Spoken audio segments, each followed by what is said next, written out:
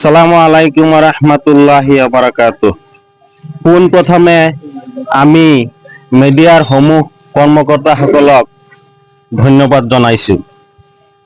আপোনালোকৰ মিডিয়াৰ যোগেদি আমি অসমবাসী ৰাইজক জনাব বিচাৰিছোঁ যে অহা 29 জানুৱাৰী তাৰিখ বুধবাৰে দাৰুল উলুম মাগুৰমাৰী ফাতিমিয়া টাইটেল মাদ্ৰাছাতুল বানাতৰ 15তম বাৰ্ষিক অধিৱেশনৰ লগতে এইবাৰ 30 জনী ছাত্ৰী দাওৰায়ে হাদিছ পঢ়ি ফাৰিক হোৱাৰ উপলক্ষে দস্তাৰবন্দীৰ আয়োজন কৰা হৈছে। তদুপলক্ষে অসম তথা উত্তৰ পূৰ্বাঞ্চলৰ সমূহ ৰাইজক ইয়াৰ যোগেদি আমন্ত্ৰণ জনোৱা হ'ল। উক্ত সভাত মুখ্য অতিথি হিচাপে যোগদান কৰিব হুজাই পীৰ বাজাৰ দাৰুল হাদিছ মাদ্ৰাছাৰ শেইখুল হাদিছ শেখ হজৰত মৌলানা নাসিৰ উদ্দিন কাছেমী সাহাব। পবিত্ৰ কোৰআন তেলাৱাত কৰিব অসমৰ সুবিখ্যাত বিশ্বনাথ নিবাসী কাৰী মোহাম্মদ গুলজাৰ হক সাহাবে। ইয়াৰ উপৰিও বাংলাদেশৰ পৰা সনদপ্ৰাপ্ত কাৰী মোহাম্মদ সালিমউদ্দিন সাহাব আৰু ভাটিয়াকালী হুছেইনিয়া মাদ্ৰাছাৰ শিক্ষক কাৰী ইমামুল হক সাহাবেও পবিত্ৰ কোৰআন তেলাৱাত কৰিব। গতিকে সকলো ৰাইজৰ সহায় সহযোগিতা আৰু উপস্থিতি আমি বিনম্ৰভাৱে কামনা কৰিলোঁ।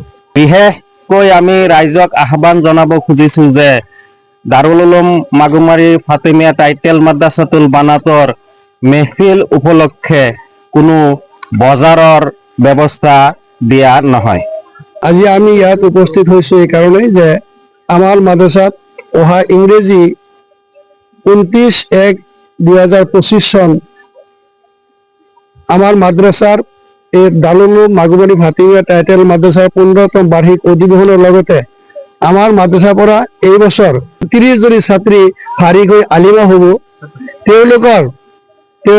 তেওঁলোকৰ দস্তৰবন্দী উপলক্ষে এই জলসাৰ আয়োজন কৰা হৈছে। আৰু আমাৰ মাদ্ৰাছাত যেহেতু প্ৰত্যেক বছৰেই সভা অনুষ্ঠিত কৰা হয় আৰু সেই সভাৰ মাধ্যমেৰে আমি কি কৰোঁ, ছাত্ৰীসকলক দস্তাৰবন্দী দি বিদায় দিওঁ আৰু এইবাৰো আমি সেই বিদায়ৰ ব্যৱস্থা কৰিছোঁ।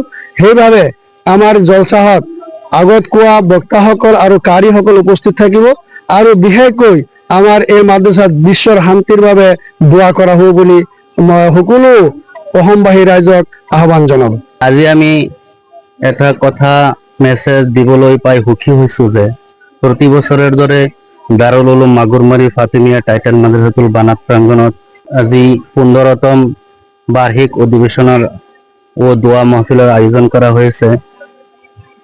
কাৰণ প্ৰতি বছৰৰ দৰে এই বছৰো এই মাদ্ৰাছাৰ পৰা 30 জনী ছাত্ৰী বুখাৰী শৰীফ 86টা পঢ়ি পেলাই আলিমা হৈছে।